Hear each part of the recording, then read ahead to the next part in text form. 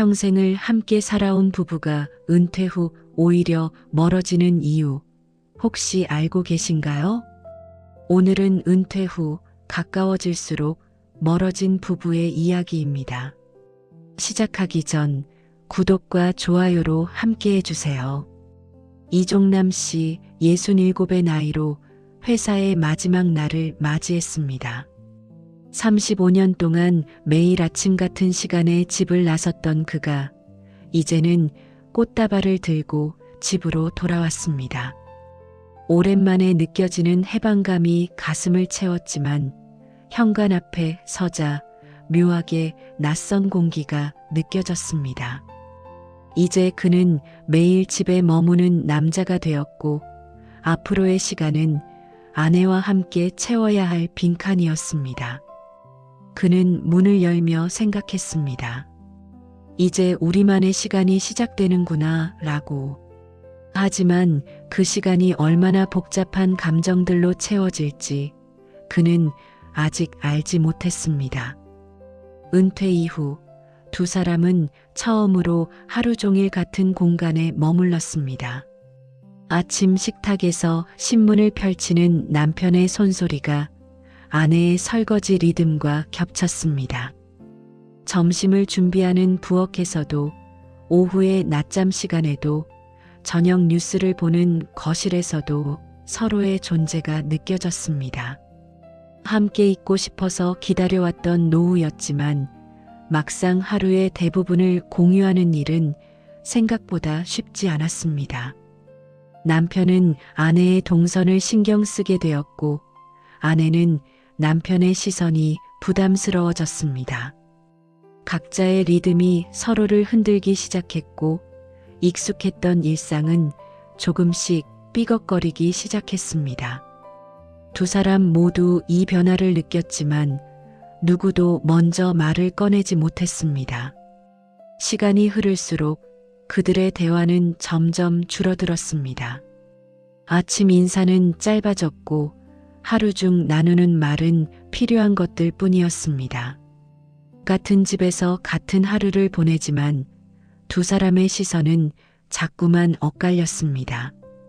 식탁 위에 놓인 국그릇 소리, 숟가락이 부딪히는 소리만이 이 집의 시간을 알려주었습니다.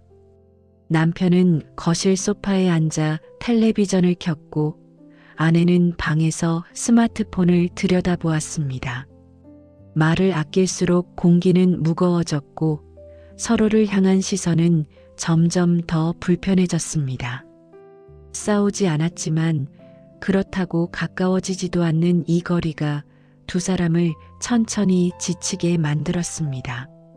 누군가는 이것을 조용한 전쟁이라고 불렀을지도 모릅니다. 남편은 자신이 집에서 어디에 있어야 할지 점점 더 불편해졌습니다. 소파에 앉아 있으면 아내의 눈치가 보였고 방에 들어가면 도망친 것 같은 기분이 들었습니다. 아내는 남편과의 시간이 점점 더 버겁게 느껴졌습니다.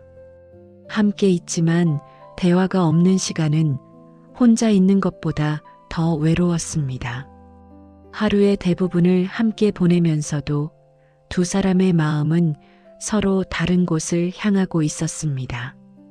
물리적으로는 가장 가까운 거리에 있었지만 정서적으로는 점점 더 멀어지고 있었습니다. 남편은 생각했습니다. 이렇게까지 힘들 줄은 몰랐다고. 아내도 마찬가지였습니다. 왜 이렇게 서로가 불편해졌을까라고. 실제로 한국의 60대 부부 중 절반 이상이 은퇴 후 대화 시간이 줄었다는 조사 결과가 있습니다. 함께 있는 시간은 늘었지만 마음의 거리는 오히려 멀어지는 역설이 일어나는 것입니다. 어느 날 아내가 친구들과의 짧은 여행을 떠났습니다.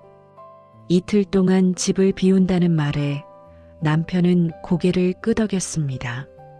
집은 다시 고요해졌고 남편은 처음에는 그 고요함이 편하게 느껴졌습니다.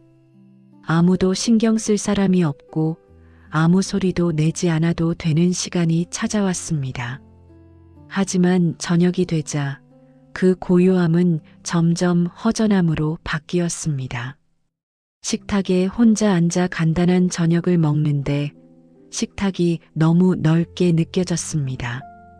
밥을 먹는 시간도 짧았고 설거지를 하고 나니 할 일이 없었습니다.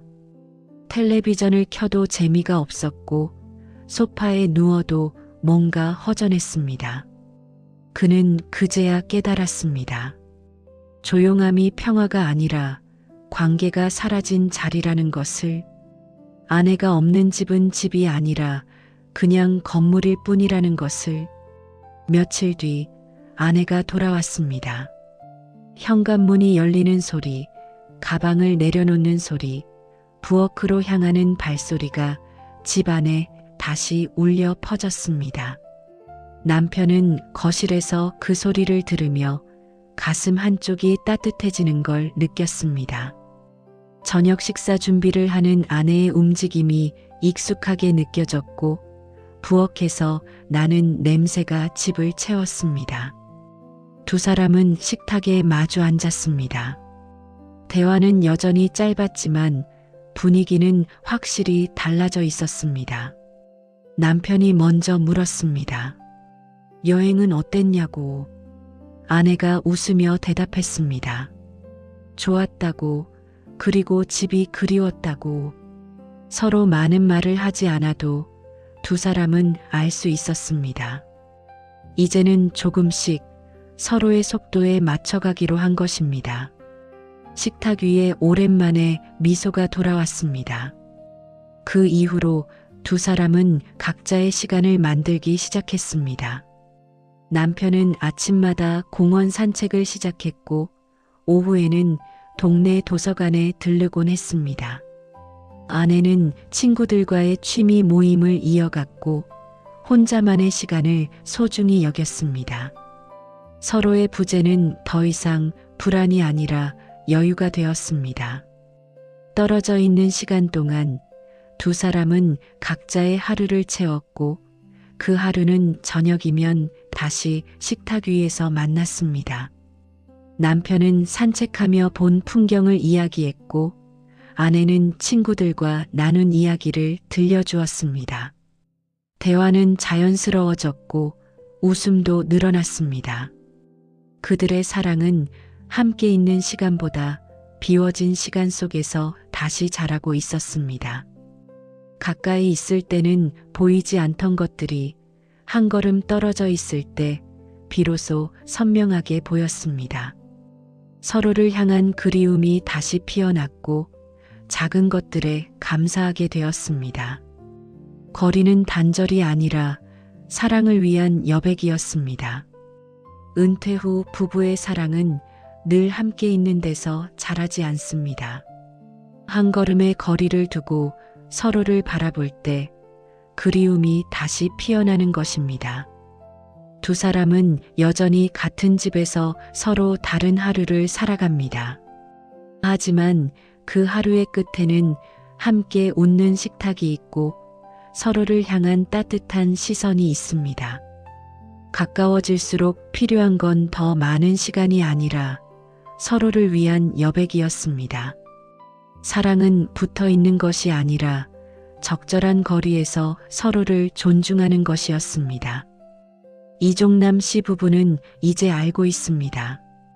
함께 늙어간다는 것은 같은 시간을 사는 것이 아니라 서로 다른 시간을 존중하며 하루의 끝에서 만나는 것이라는 걸, 그리고 그 만남이 언제나 기다려진다는 것을. 오늘 이야기가 여러분의 마음에 작은 울림을 남겼기를 바랍니다. 혹시 여러분도 비슷한 경험이 있으신가요? 당신은 오늘 함께 있지만 가장 멀게 느껴진 사람이 있나요?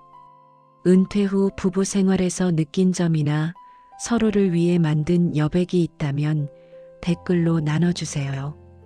여러분의 이야기가 누군가에게는 큰 위로가 될 수 있습니다.